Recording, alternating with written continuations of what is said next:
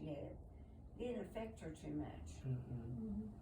But when she had that real bad stroke and was in the hospital, I don't know if you remember that. She was a hollering. She was bad. And she was bent over the table in the dining room. And I finally heard her hollering, "Sissy."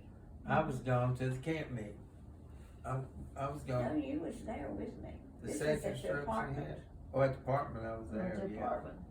Yeah, I was there.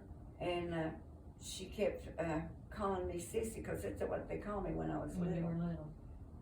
And she had gone in there to get Tylenol and had it in her hand.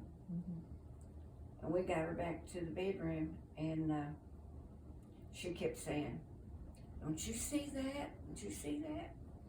And I said, "Mom," and we kept saying, "What is it, Granny? What is it? What do you see?" And she said, "It's the angels. It's the angels." And I actually believe she did see angels coming after her. I believe she was fixing to die. And I started praying, and I was crying. Yeah. That was at the apartment. Yeah. We had to take her to the hospital, and she had had that stroke. But she recovered after a while to where, for a while we had to feed her and everything. Had to help her walk. We had to hold to her and make her walk. She did not want to. She wanted us to leave her alone. But they got her back on her feet though. She got back on her feet. She was doing good. She got to where she could feed herself, and she could walk to her bedroom. Yeah. But that was a tough go. Because we really did that night, we thought she was going to die. But the next stroke she had, it didn't affect her very much. But the strokes that she had over the years, it altered her personality. She had some TIAs, you know, little strokes. She Right. She'd be sitting in her chair and you could tell that she was having one. Before she had It those wasn't bad. strokes, She'd get over them real fast.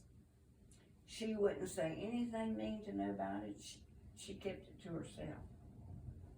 And after she had those strokes, Daddy, what she thought she told you.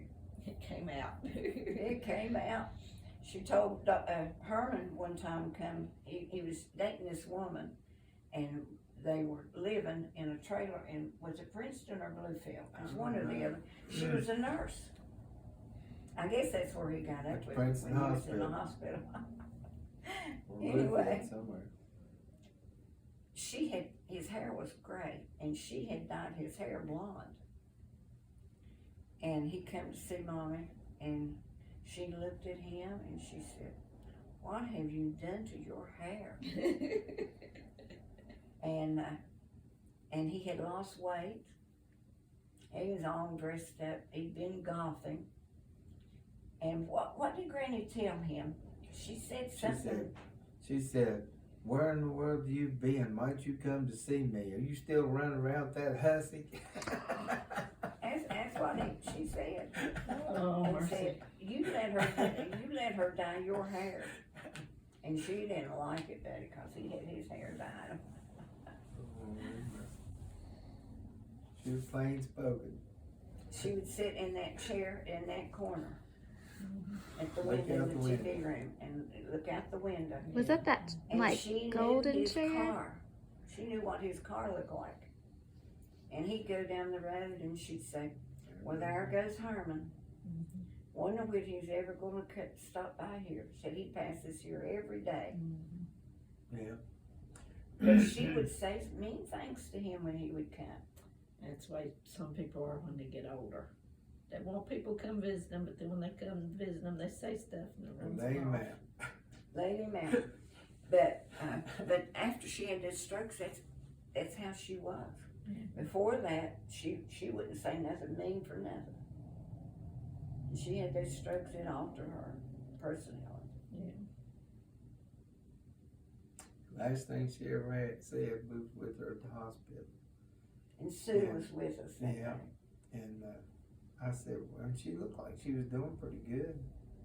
And she said, we said, "Granny, we're going to go downstairs to the cafeteria and just get a little something to eat, and we're going to come right back." And I said, we'll see you in just a few minutes. And she said, well, come over here. And I went over to her bed and she said, give me some sugar. And I kissed her, leaned over and kissed her. And that was the last word she ever said. And she didn't want me to leave out of the room. Because when we came back upstairs, she was like she was asleep, and we didn't realize she had slipped into a coma. Oh, And she never woke up for, she never woke up again it was after about that. 6 weeks too before She had passed. like congestive heart failure, didn't she? Yeah, kid renal failure. Yeah, Yeah. everything was already starting shutting down. Cause her skin was weeping there at the end. Yeah, Yeah, and she, they forced Oh, fluids to fluids. try to start her. They Try forced to fluids. jumpstart her kidneys. Yeah, That's what they did to Akila. yeah, Forced fluids to get his kidneys started back again. Then he had fluid overload. yeah, she did. Great. Nick is like, let me in.